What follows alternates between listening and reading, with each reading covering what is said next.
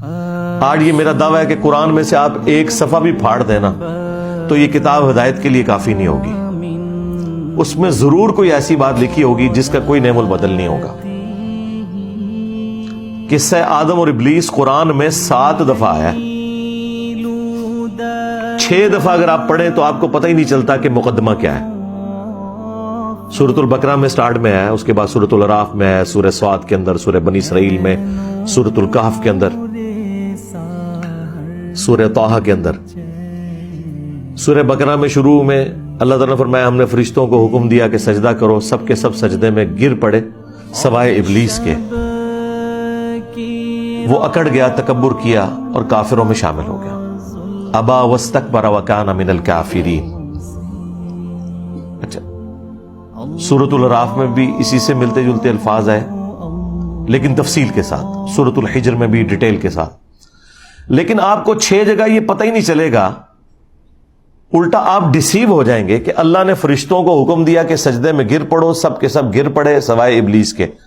اب اس جملے سے تو ایک عام آدمی یہی مطلب لے گا کہ ابلیس بھی کوئی فرشتہ تھا.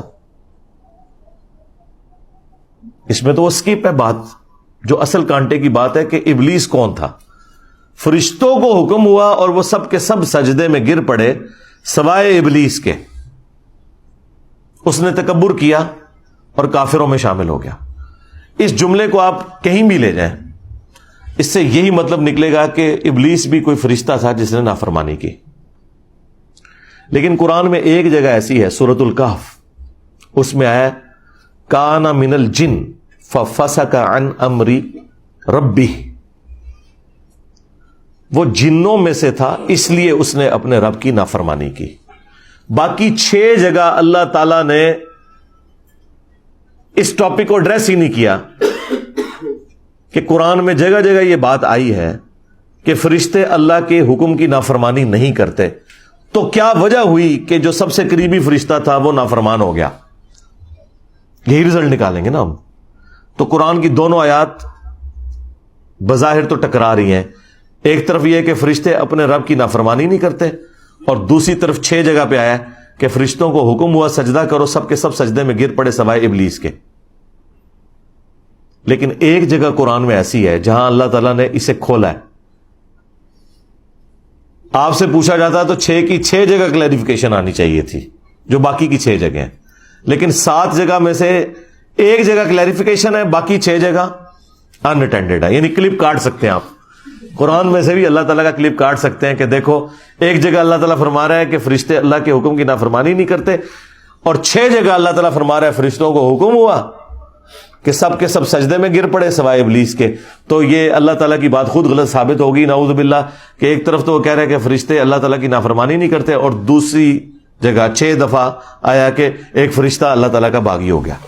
اگر وہ آپ وہ والا صفحہ پھاڑ دیں سورۃ الکہف کی آیت نمبر 50, تو مجھے بتائیں سورۃ الکہف کی اگر آیت نمبر 50 نہ ہو, پوری انسانیت میں سب سے امپورٹنٹ ٹاپک قصہ آدم اور ابلیس, وہ آپ قرآن سے سمجھ ہی نہیں سکتے. الٹا آپ ڈسیو ہو جائیں گے, قرآن کی کریڈیبلٹی ختم ہو جائے گی کہ اس میں جھوٹ لکھا ہوا ہے نعوذ باللہ. تو یہ میں بتانا چاہ رہا ہوں کہ کلپ اللہ تعالیٰ کے بھی کاٹے جا سکتے ہیں اگر آپ کلپ کاٹنا چاہیں تو, اور یہی کرتے ہیں غیر مسلم بھی. آؤٹ آف کانٹیکسٹ قرآن کی آیات نکالی, جی قرآن میں لکھا ہے سورہ توبہ میں جہاں کوئی کافر نظر آئے اسے قتل کر دو. اسلام تو جو ہے وہ ہیومینٹی کا قاتل ہے. حالانکہ یہ ایک اسپیسیفک واقعے کی طرف اشارہ تھا جس میں ایک پیس ٹریٹی تھی کافروں اور مسلمانوں کے درمیان, اور اس میں یہ چیز طے تھی کہ اگر یہ ٹریٹی ٹوٹے گی تو پھر آگے معاملات اس طریقے سے نہیں چلیں گے. وہ کافروں نے مسلمانوں کو قتل کیا اور اس معاہدے کو توڑا. اس کے جواب میں اللہ تعالیٰ نے ان کافروں کے لیے کہا تھا کہ اب یہ جہاں بھی تمہیں ملے نا ان کو چھوڑنا نہیں, کیونکہ انہوں نے مسلمانوں کو قتل کیا. اب بات ہی بالکل کچھ اور ہوئی.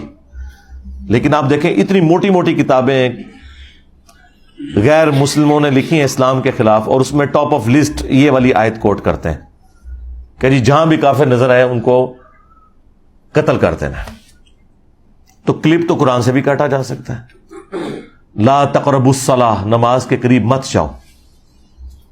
آگے لکھا ہے وَأَنْتُمْ سُکارا, جب تم نشے کی حالت میں ہو. قرآن میں یہ بھی لکھا ہے کہ عیسیٰ ہی اللہ ہے، ان اللہ هو المسیح ابن مریم، بے شک اللہ ہی عیسیٰ ابن مریم ہے. لیکن ساتھ لکھا ہے لقد کفر الذین قالوا ان اللہ هو المسیح ابن مریم، بے شک وہ لوگ کفر کر رہے ہیں جو یہ کہہ رہے ہیں کہ اللہ ہی عیسیٰ ابن مریم ہے. دیکھیں بات بالکل ڈفرنٹ ہو گئی.